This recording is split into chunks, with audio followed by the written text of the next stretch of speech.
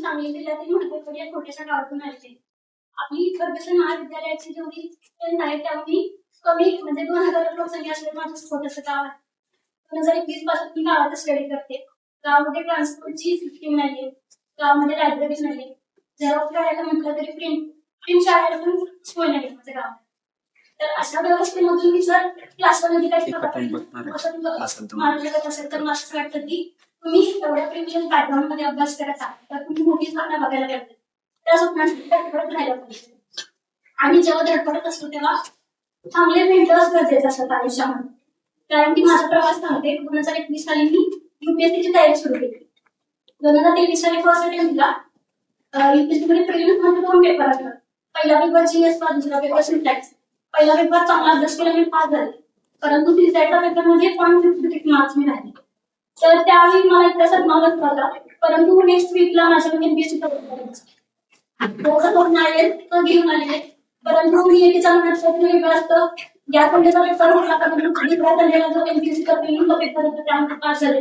तर असं म्हटलं की युपीएससी एवढ्या अवघड एक्झाम आहे तर आपण तेवढ्या कमी मार्क्स चुकत असू तर तेवढ्याच अभ्यासावरती आपण एमपीएससी मध्ये पास होत असतो तर आपण नक्कीच या ऑप्शनचा करिअर ऑप्शनचा पण विचार केला पाहिजे. आणि तोच विचार करून मी एमपीएससी मध्ये उत्तर 2023 साली जसा डिस्क्रिप्टिव्ह ऑब्जेक्टिव्ह संघटित झालेला आहे जे अभ्यास करतात त्यांना माहिती असेल. आणि त्यावेळेस मी 1.5 वर्ष डिस्क्रिप्टिव्हची तयारी केली होती. मला द्यायला लागली ऑब्जेक्टिव्हची एक्झाम. 2023 फेल्युअर घेऊन मी परत 2023 एक्झाम दिली. आणि 2024 एक्झाम देत असताना मला असं वाटतं की मी चुकून शिकत गेले. आणि मला असं वाटतं की जेव्हा आपण लवकर सुरू करतो तेव्हा लवकर चुका समजतात. मी जेव्हा ग्रॅज्युएशन झालं तेव्हापासून मी अभ्यासात पूर्णपणे उतरलेली आहे. आणि मला लवकरात लवकर चुका समजायला लागल्या. मला लवकरात लवकर समजलं की मला इतकी थोडीशी हार्ड जाते कारण की मला मॅथ्सचा फोबिया आहे आणि मला तिथे थोडं जास्त जमत नाहीये. तर आपण जे जमतं ते आधी करूया.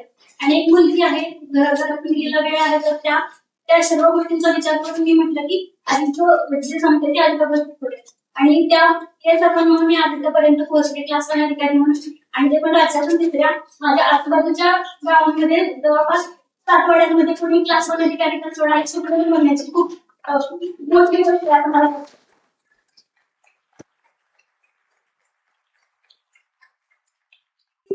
असं सांगायचं की मला माझ्या आई वडिलांना पण माहिती नाही की काय करते.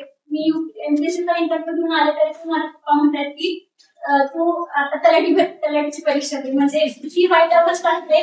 आणि अजून आपण जेव्हा येत असतो तेव्हा मला असं वाटतं की मीच नाही तर माझा आजूबाजूला परिसर मोटिवेट होत असतो. अजून मोठी स्वप्न बघत असतो. त्या स्वप्नासाठी धडपडत असतो. आणि मला असं वाटतं की आपल्याला असं वाटतं की 10वी पर्यंत अभ्यास करा सगळं सेट आहे, 12वी पर्यंत अभ्यास करा त्यानंतर सेट आहे. तर मला असं वाटतं की आता तुमची जी एज आहे ना ती 18 ते 25 त्यामध्ये आपलं स्वतःच आणि आपल्या फॅमिलीचं पण करिअर डिपेंड असतं. कारण की आपण आपला रिझल्ट जेवढा डिले होतो तेवढा आपल्या फॅमिलीला पण सपोर्ट करावा. आणि यातूनच मला असं वाटतं की early to start early to bin असं म्हणतात. तर मला असं वाटतं की मी आतापासूनच व्यवस्थित प्लॅन ठरवा आणि स्पर्धा परीक्षा क्षेत्रामध्ये ना एंट्री करणं खूप सोपं आहे. म्हणजे 100-200 रुपये एवढी फी असून आपण एक्झामला देतो, परंतु जेव्हा रिझल्ट येत नाही तेव्हा त्या प्रोसेसमधून बाहेर पडणं खूप अवघड आहे. आणि यासाठी प्लॅन मी करतो. कारण की आपण सोशल मीडियावरती जेवढं बघतो की ज्या लेवल सेलिब्रेशन चाललेले आहे तर मला पहिल्या आयटम मध्ये आयएस नाही. पण ते खरंच किती लोक आयएस होतात, किती लोक ऑफिसर बनतात हे पण आपण बघितलं. कारण की 2021 साली माझ्या बातमीमध्ये जवळपास आम्ही 30 लोक करत होतो. आता 30 लोकांमध्ये मी फक्त एकटी इथपर्यंत पोहोचले, बाकीच्या अजून प्रिलिम्स मध्ये आढळतो. तर ही पण हे स्पर्धा परीक्षांचा एक आरसा आहे. त्या आरशाकडे आपण बघितलं पाहिजे आणि मध्ये साधला पाहिजे. कारण की स्टार्ट म्हणजे एखादी व्यक्ती असते की ती म्हणते की मी फर्स्ट अटेम्प्टमध्ये पास होऊन गेली आणि दुसरी म्हणते की काहीच होते. मला असं वाटतं की अभ्यास करून या गोष्टींचा मी साधला. आणि शेवटी जाता मी एवढंच म्हणते की म्हणजे कमी एज आहे ते पडते हिस्ट्री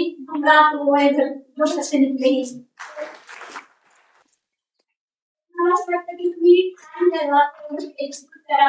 आणि सेवा अकॅडमीची माझ्या करिअरमध्ये हेल्प झालेली सांगते. युपीएससी असा पेपर असतो की प्रिलिम्स मध्ये आपण 100 पैकी 83 क्वेश्चन अटेम्प्ट करतात. त्यामध्ये 130 मार्क्स. आणि तोच आपण घेऊन एमपीएससीची परीक्षा देते. 700 मार्क्स एमसीक्यू मध्ये जवळपास म्हणजे इकडे एमपीएससी मध्ये 140 मार्किंग असल्यामुळे सगळ्यात जास्त क्वेश्चन अटेम्प्ट करायचे. परंतु मी तो 8% लावला 700 पैकी जवळपास 50 ते 60 क्वेश्चन अनअटेम्प्टेड. आणि जेव्हा लोक 700 ते 700 क्वेश्चन अटेम्प्ट करतात तेव्हा मी स्पर्धेच्या मागे पडते. आणि आता परत मला एक युजफुल ठरला. आणि मिस्टर पप्पा कॅडमीचं सांगते की मी 2 क्लासेस केलेले आहेत. मी जसं क्लासेस अफोर्ड करू शकत नव्हते, परंतु मी 2च केलेले आहेत. तर त्यातून मला सरांचा अप्रोच महत्वाचा आहे आणि हेच गरजेचं असतं की योग्य त्यावेळी योग्य त्या व्यक्तीचं मार्गदर्शन गरजेचं असतं. त्यामुळे मला असं वाटतं की आज एक नवीन ट्रेंड आला की विद्यार्थी असं म्हणतात की मी कुठे क्लास केलेला नाहीये किंवा असं, आणि ऍक्च्युली त्यांनी केलेला असतो क्लास, पण ते सांगत नसतात सोशल मीडियावर.